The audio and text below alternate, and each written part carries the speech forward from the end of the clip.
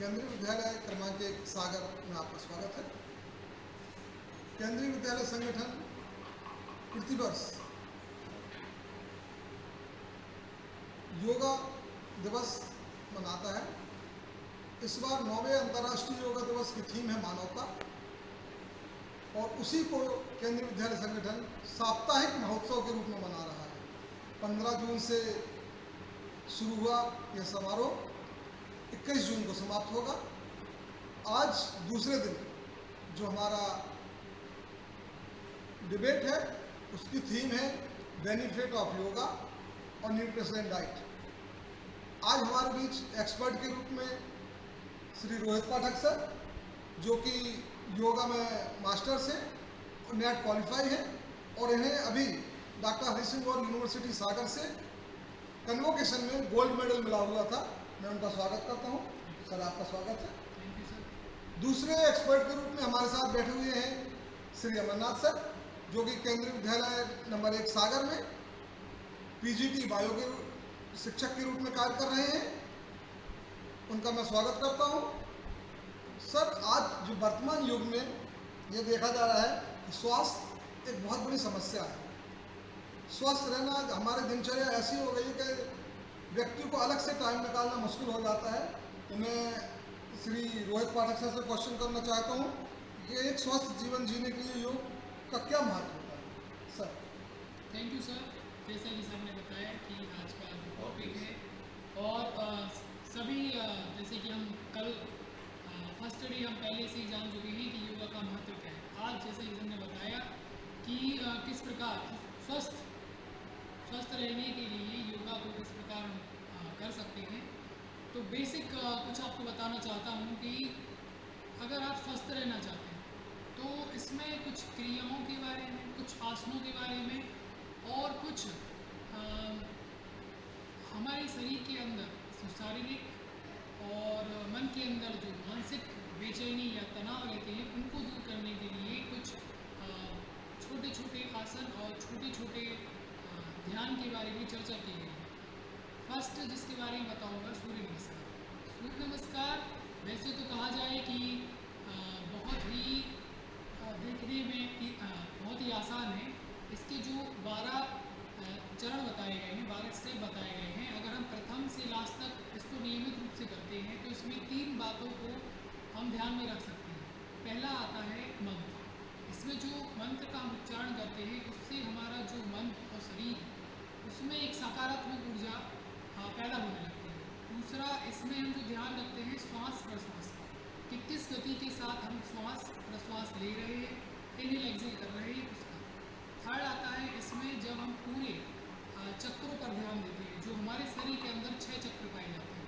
तो इस प्रकार हम शारीरिक और मानसिक रूप से इसको अगर हम करते हैं तो शरीर और मन हमारा बहुत ही स्वस्थ बना रहता है। दूसरे जो हमारे कुछ आसन हैं, जैसे कि ताड़ासन है, चक्रासन है, और त्रिकोणासन है, पद्मासन है, इनको करने से भी हमारा शरीर बहुत स्वस्थ रहता है। दूसरा, हमारे शरीर की गंदगी साफ करने के लिए हमें जो क्रियाओं पर ध्यान दिया जाता है, जो उसमें जैसे कि धोती है, जल लेती है, सूत्र लेती है, बमन है, तो इससे जो हमारे शरीर के अंदर का मैल है वह साफ हो जाता है। और मन को साफ करने के लिए जो ध्यान बताए गए हैं, उन ध्यान को करने से हमारे शरीर के अंदर बहुत ही जो ऊर्जा है उसका प्रादुर्भाव होता है। Thank you sir. धन्यवाद सर। सर, जैसा कि आपने बताया कि योग एक एक्सरसाइज से शरीर स्वस्थ होता है। सर, आजकल बच्चे पढ़ते हुए इतने स्ट्रेस हो जाते हैं कि मैं आपसे जानना चाहता हूँ कि योग का मानसिक और शारीरिक स्तर पर क्या प्रभाव है, क्या महत्व है इसका। जैसे कि सर अभी मैंने बताया है कि मानसिक और शारीरिक रूप से योग बहुत ही ज़्यादा महत्वपूर्ण है। अगर हम शरीर को स्वस्थ रखना चाहते हैं, क्योंकि शरीर ही है जिससे हम संपूर्ण क्रियाओं करते हैं। एक श्लोक आता है, शरीर माध्यम खलु धर्म साधन, मीनिंग इस शरीर से ही हम जो भी कर्म करते हैं वह हम कर सकते हैं। अगर शरीर हमारा स्वस्थ नहीं होगा तो हम इस जीवन में लगभग कुछ नहीं कर सकते।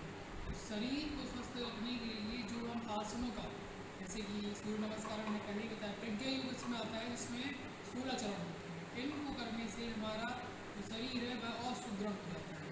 जो हमारी क्रियाएं जो मैंने बताया है, सिद्ध होती, जल नीति, सूत्र नीति, इनको करने से जो हमारे शरीर के अंदर कोई वायरस या कोई डिजीज़ आ जाती है, क्योंकि हमारा जो आहार है उसमें कुछ ना कुछ ऐसी चीज़ें आ जाती है अंदर जिनसे हमारा शरीर एक का एक बीमार हो जाता है। तो उनको दूर करने के लिए इन क्रियाओं का प्रयोग करके उनको हम शरीर से दूर कर सकते हैं।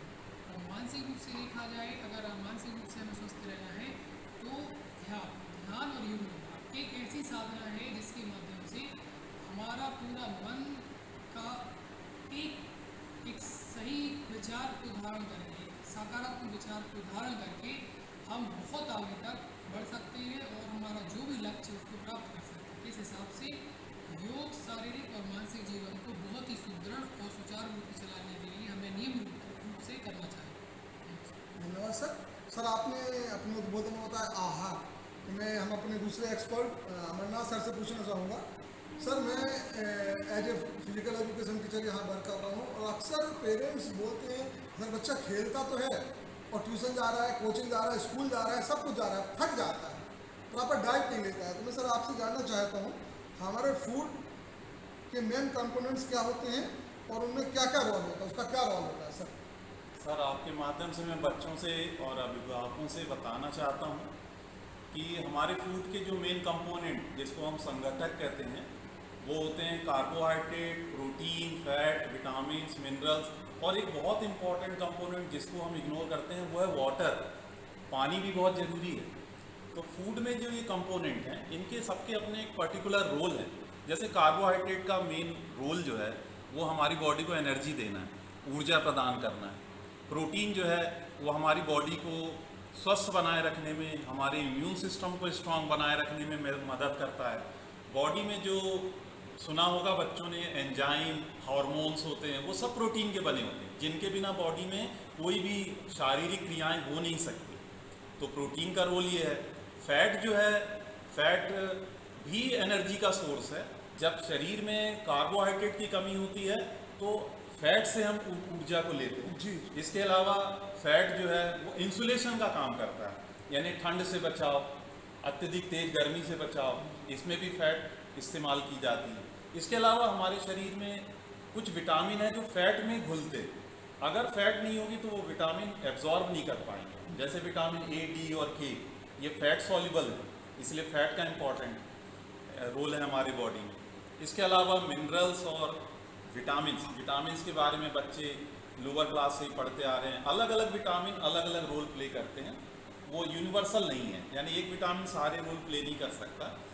इसके अलावा मिनरल्स का मतलब होता है, जैसे कभी कभी होता है कि डॉक्टर बोलते हैं कि ब्लड की कमी है, एनीमिया है, मतलब आयरन की कमी है, क्योंकि ब्लड का मेन कंपोनेंट आयरन। इसी तरह आयोडीन की कमी से ग्वाइटर डिजीज़ होती है। तो ये जो पोटेशियम, सोडियम, कैल्शियम बोन के लिए ज़रूरी है, तो ये मिनरल भी फूड में हमारे होते हैं। तो ये मेन फूड के कंपोनेंट हैं और इनका रोल क्या है ये बच्चों को समझ में आना चाहिए, तब हम इन सारे कंपोनेंट को फूड में शामिल कर सकेंगे।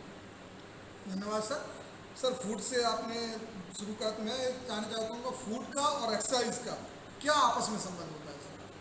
देखिए, जो हमारा फूड है वो उसका और एक्सरसाइज का क्या संबंध है, क्योंकि यहाँ दोनों हम लोग बैठे हैं, योगा वाले सर भी बैठे हैं, तो क्या रिलेशन है, या एक्सरसाइज का फिजिकल फिटनेस में क्या रिलेशन है फूड से? सर ये फूड की क्वांटिटी हम एक निश्चित नहीं कर सकते कि हमको इतना कार्बोहाइड्रेट चाहिए, इतना प्रोटीन चाहिए या इतना फैट चाहिए। ये अलग अलग एज के अनुसार, वर्किंग नेचर के अनुसार, प्रोफेशन के अनुसार, हमारी दैनिक क्रियाकलापों के अनुसार ये अलग अलग एज ग्रुप के लिए, वर्किंग नेचर के अनुसार ये अलग अलग होता है। अच्छा, मतलब ऐसा नहीं है कि हम फिक्स कर दें कि आपको इतना प्रोटीन, नहीं सर, फिक्स नहीं करते। एज वाइज और जैसे जो लोग शारीरिक श्रम करते हैं, हाँ जी, वो कार्बोहाइड्रेट ज़्यादा लें जी, क्योंकि एनर्जी उनको ज़्यादा चाहिए। हाँ जी, जो मेंटल वर्क ज़्यादा करते हैं उनको कार्बोहाइड्रेट की उतनी ज़रूरत नहीं। तो इसका मतलब इसका रिलेशन हमारे डेली रूटीन से, हमारे प्रोफेशन से, हमारे दैनिक क्रियाकलापों से है।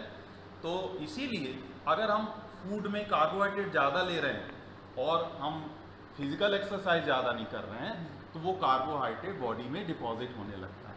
और अगर बच्चे फूड सफिशिएंट ले रहे हैं, ज़्यादा ले रहे हैं, तो ज़रूरी ये भी है कि हम उसको डाइजेस्ट करने के लिए एक्सरसाइज करें और डेली वर्क में इतनी ज़्यादा एक्सरसाइज करें कि उसको कंज्यूम भी कर सकें। इसका मतलब है हमारा फूड इनटेक और हमारा डेली रूटीन ये रिलेटेड होना चाहिए, इसका रेशियो जो है वो बैलेंस होना चाहिए। धन्यवाद सर। आपने एक्सरसाइज की बात की तो मैं अपने वो योगा एक्सपर्ट से जानना चाहूँगा सर, एक नॉर्मल व्यक्ति को जिस अगर स्वस्थ रहना है तो योग के कौन कौन से अभ्यास करना चाहिए सर? सर इसमें योगा में सर बहुत सारी एक्सरसाइज आती हैं, बहुत सारे आसन आते हैं। तो सर अगर एक व्यक्ति को स्वस्थ रहना है देखा जाए तो स्वस्थ रहने के लिए सर उसमें बेसिक आसन कर सकते हैं जो मैंने पहले बताया है। जैसे कि इसमें आता है गौमुख आसन है, पद्मासन है, ताड़ासन है, कटी चक्रासन है। तो यह आसन है जिनका एक क्रम बताया गया है। इसी में सर बहुत सारे एक्सपर्ट हैं जिन्होंने बताया है कि इन्हीं को ऐड करके उन्होंने बताया विन्यास योग बताया, फिर उसे बताया है कि सूर्य नमस्कार को किस तरीके से एक नए फॉर्म में लेकर आए। उसमें उन्होंने लगभग 21 तरीके के चरण बताए हैं कि उसको किस तरीके से हम उसको व्यवस्थित रूप से करते हैं। उसमें जैसे कि आप देखेंगे कि सबसे पहले आप पूरी शरीर की समस्थिति बना लें। सर मेरे ख्याल से आपकी आवाज़ वहाँ तक नहीं पहुँच रही, एक बार प्लीज़ ज़ोर से बोलें। सर जैसे कि इसमें विन्यास योग के बारे में बताया गया है। विन्यास योग में लगभग 21 स्टेप के बारे में बताया गया है, लगभग 21 स्टेप हैं। इन अगर 21 स्टेपों को हम अगर प्रतिदिन नियमित रूप से करते हैं तो हमारा शरीर बहुत ही ज़्यादा ऊर्जा और बहुत ही ज़्यादा शरीर में जो एनर्जी है वह आ जाती है। इसमें जैसे कि हम देखेंगे सबसे पहले शरीर की समस्थिति होना चाहिए कि शरीर पूरा समस्थिति में होना चाहिए।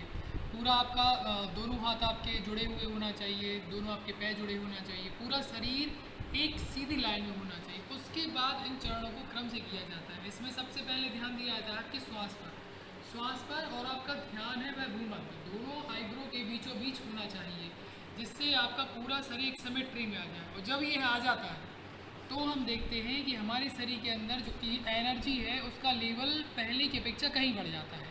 और जब हमारे शरीर में इनहेल और एक्सहेल एक प्रॉपर और बहुत ही अच्छे से होता है तो हमारा जो सिस्टम है, जितने भी हमारे शरीर के अंदर सिस्टम है वो एक व्यवस्थित रूप से काम करते हैं। जब ये काम करते हैं तब हम पाते हैं कि हमें एक नई ऊर्जा मिली हुई है।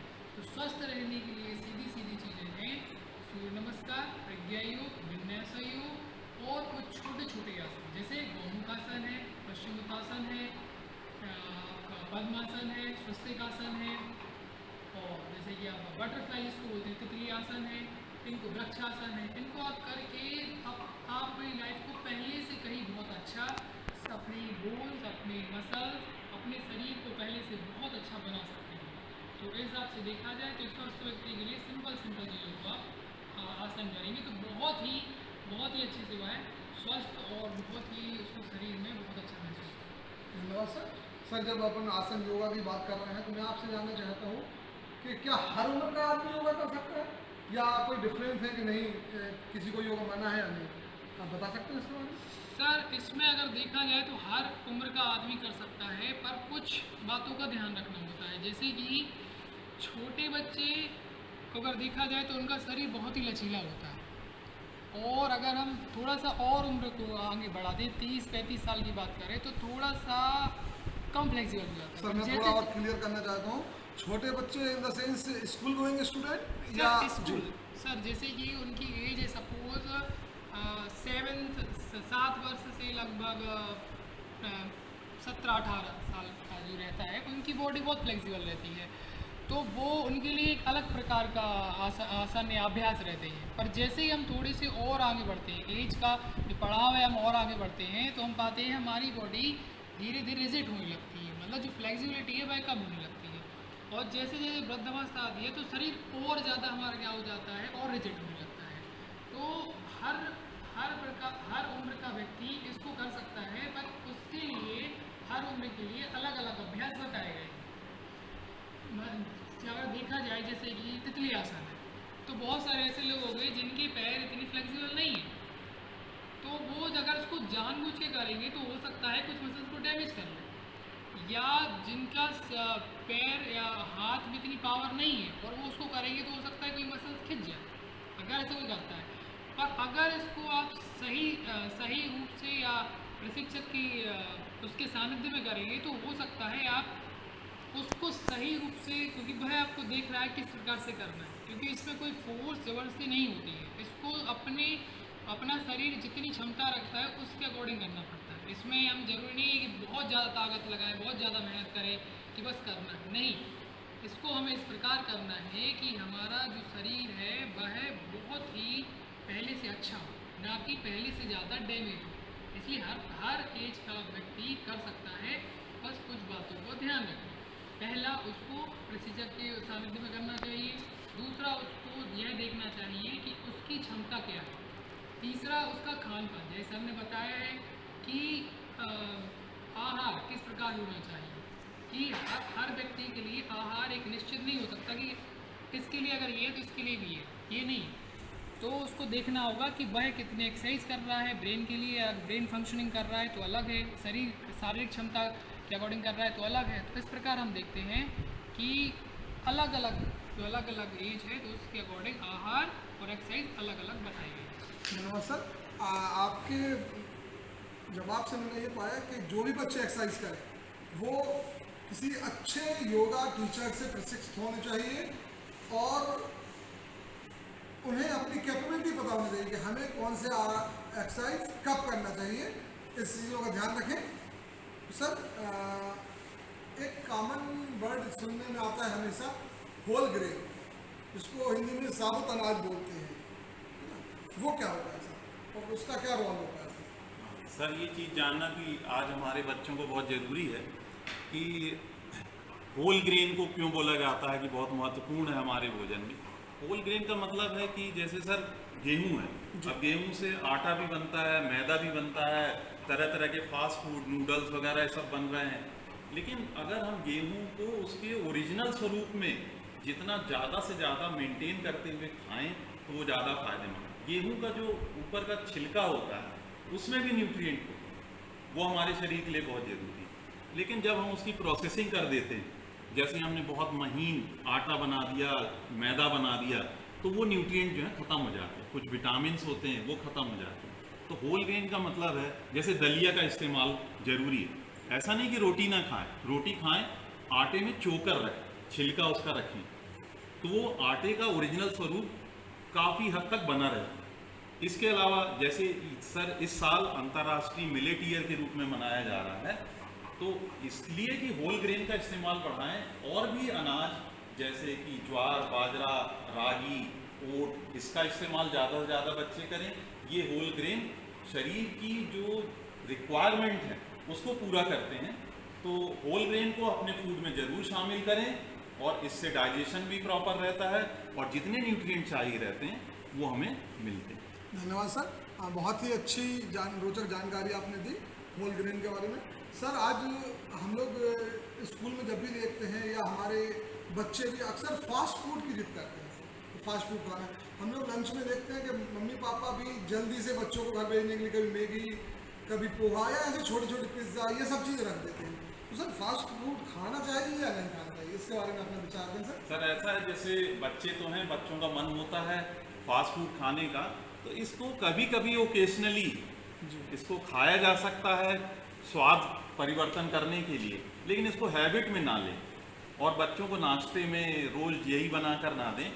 कारण ये सर कि जब फास्ट फूड बनाया जाता है तो उसमें भले वो अनाज से बनाया जाए या किसी और ईटेबल से बनाया जाए, उसमें बहुत प्रोसेसिंग होती है। मशीनों में उसको बनाने की प्रोसेस के दौरान उसके सारे न्यूट्रिएंट ख़त्म हो जाते हैं।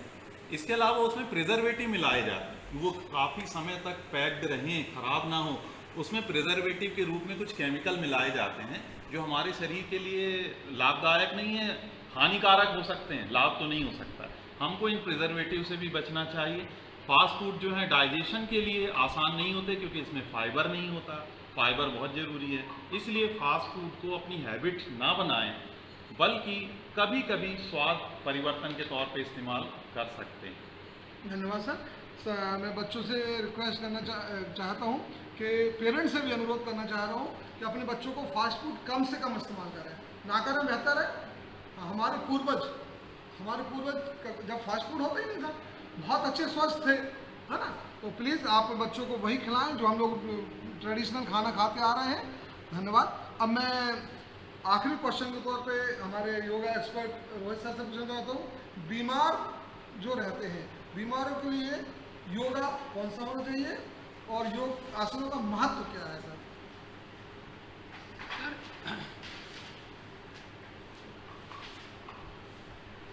मतलब आप, मैं चाहता हूँ कि आप बीमारी से, मैं अभी देख रहा हूँ कि हमारे एक दर्शक ने एक क्वेश्चन पूछा हुआ है कि बीमारियों से जोड़कर योगा के बारे में आप कुछ बताएं। सर देखा जाए तो आजकल लगभग हर व्यक्ति बहुत बीमार हो गया है, चाहे वो शारीरिक हो चाहे वह मानसिक हो। मनोदेह बीमारी तो निरंतर बढ़ती ही जा रही है। उसका जैसे कि अमरनाथ सर ने एक बहुत बड़ा कारण बताया, आहार की बहुत बड़ी कमी बताई है कि आहार अगर प्रॉपर आहार नहीं ले रहे हैं तो उससे बीमारी होती है। अब आता है योग। इसमें अगर बीमारियों को ठीक रखना है तो हम क्या योग अभ्यास कर सकते हैं, और जो बीमार आदमी है वह उसका किस प्रकार अभ्यास कर सकता है। तो सबसे पहले आता है कि उसमें देखना पड़ता है कि वह बीमार किस प्रकार का है, किस हद तक है। अगर वह बीमार इस प्रकार का है कि वह चलने या फिरने में असमर्थ है, या देखा जाए तो उसको मानसिक समस्या है, या हम देखें कि उसके अंदर कोई ऐसी डिजीज़ हो गई है जिसको रिजॉल्व ही नहीं कर पा रहे हैं, तब उसके अकॉर्डिंग हम उसको उस हिसाब से उसको ठीक करते हैं। जैसे कि अगर हम देखें जो हमारा मानसिक बीमारी हो गई है, तो उसको सबसे पहले हम कराते हैं कि आप एक इस अवस्था में लेट जाएं कि सभी प्रकार की जो विचार आ रहे हैं उनको आने दें और जाने दें। मीनिंग आपको कोई थॉट लेकर नहीं आना है, और आ रहे हैं तो आने दें, और एक समय बाद चले जाएंगे। फिर उसके बाद हम करते हैं, हम उस व्यक्ति के पूरे शरीर पर उसके मन को ले जाते हैं, और उसके बाद हम उसके शरीर को इतना रिलैक्स कर देते हैं कि शरीर और उसका मन बहुत स्थिर हो जाता है। शरीर बहुत ही अगर देखा जाए संपूर्ण रूप से बिल्कुल रिलैक्स और शांत हो जाता है। उसके बाद जो उसकी डिजीज़ रहती है उसको हम पता लगाते हैं कि उसके मन के अंदर कौन सी बीमारी पनप रही है, और धीरे धीरे वहाँ पर, जैसे ये हमने देखा ना, ख़राब हो जाता है तो उसको खराबी को हटाते हैं, तो उस खराबी को हम धीरे धीरे हटाते हैं। मीनिंग जो नेगेटिव इम्पैक्ट उसके मन में पड़े हुए हैं उसको हम धीरे अपने नए थॉट, जो सकारात्मक थॉट है उसके द्वारा हम क्या करते हैं, उनको हटाते हैं। अब अगर शरीर के अंदर हम देखा जाए कि शरीर के अंदर मान लो कोई बीमारी हो गई है, तो इसमें अभ्यास बताए हैं जो क्रियाएं होती हैं। हमारा अगर सिस्टम देखा जाए तो मुंह से लेकर पेट तक ये हमारा पूरा सिस्टम है। अगर इसमें कोई विकृति आती है तो शरीर के पूरे लिम्स और पूरे एक जगह विकृति आने लगती है। अगर हमारा पेट, हमारे लंग्स, हमारा हार्ट और हमारे जितने ऑर्गन्स हैं, चाहे वो लीवर हो, किडनी हो, इंटेस्टाइन, स्मॉल इंटेस्टाइन, लार्ज, अगर इनको हम क्लीन रखते हैं, मीनिंग इस तरीके से रखते हैं कि जो भी हम खा रहे हैं, जो भी हम अपने शरीर के अंदर डाल रहे हैं, उसको सही तरीके से पचा कर उसका सही रस बना रहा है, तो हमें कोई दिक्कत नहीं जाएगी। अगर ये ऐसा नहीं हो रहा है, तो क्या होता है, हमारे शरीर के अंदर बीमारी पनपने लगती है। तो इसी को हम ठीक करते हैं क्रियाओं के द्वारा, मीनिंग हम उस स्थान की सफाई करते हैं क्रियाओं के द्वारा। और एक बार ये क्रियाएं इंसान कर लेता है तो उसका मन और शरीर बहुत ही शांत और बहुत ही रिलैक्स हो जाता है। शरीर के अंदर से पूरा कचरा निकल जाता है, और उसके बाद कुछ जो भी चाहे वह स्वादवर्धक हो, चाहे वह स्वास्थ्यवर्धक हो, चाहे शरीर के किसी भी हिस्से को स्वस्थ करने के लिए जो भी जैसा आहार सर ने बताया है ले रहा है, प्रॉपर डाइट ले रहा है, अगर उसको करता है तो उसका शरीर और मन बहुत ही ज़्यादा स्वस्थ हो जाता है। इस प्रकार हम देखते हैं कि बीमारी को ठीक करने के लिए बहुत सारे तरीके की योग अभ्यास हैं, बहुत सारी एक्सरसाइज हैं, बहुत सारी क्रियाओं के बारे में बताया गया है। इस प्रकार हम योग के द्वारा बीमारी को ठीक कर सकते हैं। धन्यवाद सर। आपके वक्तव्य से मुझे ये निष्कर्ष निकाला कि जो भी बच्चा योगा करे या जो भी व्यक्ति योगा करे उसको सही प्रशिक्षण लेना चाहिए, और उसके गाइडेंस में आप सही प्रशिक्षण लेने के बाद किस पर्पज से आप योगा कर रहे हैं, स्वास्थ्य रहने के लिए या कोई बीमारी दूर करने के लिए, तो वो आप प्रॉपर तरीके से सीखें फिर योगा करें। धन्यवाद सर। सर, अंतिम क्वेश्चन के रूप में मैं आपसे पूछना चाहता हूँ अमरनाथ सर कि क्या आप बच्चों को डाइट से संबंधित कुछ टिप्स देना चाहेंगे? जी सर, बच्चों को इन चीज़ों पे विशेष ध्यान देना चाहिए अपने आहार से संबंधित। सबसे पहले तो ये कि अपने फूड में यानी भोजन में सीजनल और कलरफुल सब्जियों और फलों का इस्तेमाल करें। कलरफुल का मतलब ये नहीं कि उसमें आर्टिफिशियल कलर हो, नेचुरल कलर वाली जो प्राकृतिक सब्जियां जो, हैं। जी, जी। ये कलर सर पिगमेंट के कारण आता है, और वो पिगमेंट बहुत ज़्यादा न्यूट्रिएंट लिए हुए होते हैं, हमारे लिए यूज़फुल होते हैं। जी, जी। तो कलरफुल और सीजनल मतलब उस सीज़न में जो सब्जियां फल हो रहे हैं उनका ज़्यादा से ज़्यादा इस्तेमाल करें। जी। दूसरा, होल ग्रेन का इस्तेमाल करें। इसमें गेहूं के आटे के साथ साथ आटा अगर यूज़ करना तो एक पिस्सा आटा आता है, तो जिसमें दूसरे अनाज भी मिले होते हैं, जिसको मल्टीग्रेन आटा भी जैसे कहते आपको हैं। जो मिस्सी रोटी हाँ, बनाते हैं, मिक्स, मिक्स, हाँ, जी, जो जी, हमारे यहाँ पुराने जमाने में बोलते थे बाजरे में इसके मिला के बनाई जाती है। जी, जी। उस तरह के आटे का आजकल मल्टीग्रेन के रूप में मिलता है। जी, जी, जी। इसके अलावा दलिया का इस्तेमाल करें सर, और ज्वार का, बाजरा का, इसका इस्तेमाल। ओट आजकल काफ़ी आ रहा है, ओट का चीला बनाकर खा सकते हैं, इनको इस्तेमाल करें। हमारी थाली का आधा हिस्सा सब्जियों का होना चाहिए, आधा हिस्सा सब्जियां होनी चाहिए, और प्रतिदिन आहार में कम से कम 2 फूड आइटम ऐसे हों जिनसे प्रोटीन मिलता हो। अब वो फूड आइटम, अगर आप वेजिटेरियन हैं तो दाल ले सकते हैं, दूध ले सकते हैं, इसके अलावा छोले, राजमा, पनीर, दही, इसका इस्तेमाल कर सकते हैं। अगर आप नॉन वेज भी खाते हैं तो फिश, मीट, एग, चिकन, ये इनका इस्तेमाल भी कर सकते हैं। इसके अलावा मैं बताना चाहूँगा, एक बहुत इम्पॉर्टेंट हिस्सा है हमारे फूड का, वो पानी। पानी सर बहुत ज़रूरी है। बच्चों के लिए कम से कम 2 लीटर पानी प्रतिदिन पीना चाहिए, और जहाँ तक संभव हो साफ़ पानी का इस्तेमाल करना चाहिए, इसमें विशेष ध्यान दें। बच्चे स्कूल में भी या बाज़ार में या कहीं जाते हैं तो पानी की बोतल ज़रूर ले जाएं। हर जगह साफ़ पानी अवेलेबल नहीं हो सकता, तो हम अपनी व्यवस्था खुद करें।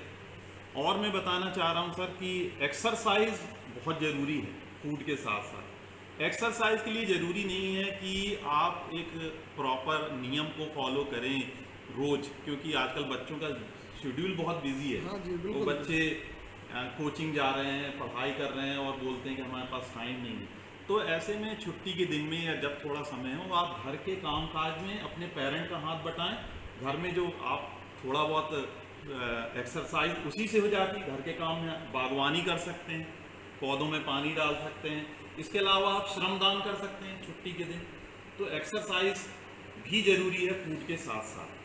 तो इस तरह बच्चे अगर इन चीज़ों को ध्यान देंगे तो स्वस्थ रहेंगे, और स्वस्थ मन रहेगा तभी स्वस्थ दिमाग होगा। धन्यवाद सर। श्री रोहित पाठक सर और अमरनाथ सर का जो वक्तव्य आज रहा, इसको देखकर मैंने जो निष्कर्ष निकाला है, और सर, आपके एक साथ चीज़ मैं आपको माफ़ी चाहता हूँ, एक चीज़ बताना चाह रहा हूँ कि खासकर हमने देखा है बच्चे स्कूल में कई बच्चे ब्रेकफास्ट करके नहीं आते, और वो हाँ, प्रेयर सर। में जैसे हाँ, चक्कर फेंट आना होके कहना, गिरते हैं, जी। तो मैं ये बोलना चाहूँगा ब्रेकफास्ट जरूर करें। अगर आपको देर हो रही है तो आप टिफिन में लेकर आएँ।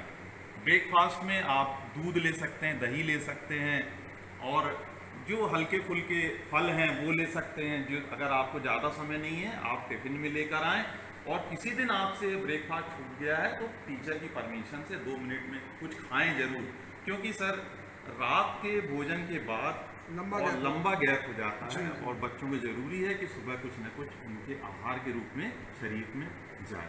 बहुत अच्छा सर, बहुत अच्छी जानकारी आपने दी। मैं इस निष्कर्ष पे पहुंचा हूँ कि